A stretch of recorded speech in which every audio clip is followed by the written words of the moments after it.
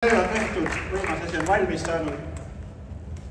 Tuleb tänada kassiiri tugimeeskonda, Pannoo audiolahenduse loojat ja multitalent abikaasat Tanel Rannalat. Aplaus!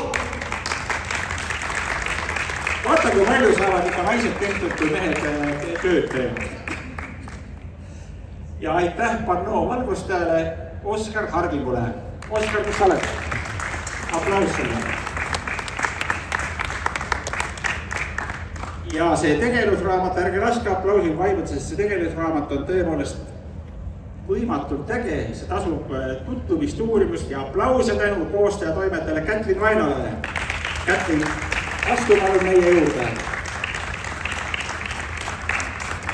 Sealt tuleb Kätlin, aplaus.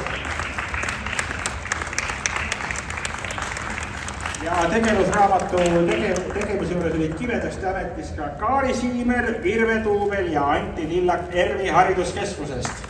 Kõigile lilled ja palav aplaus.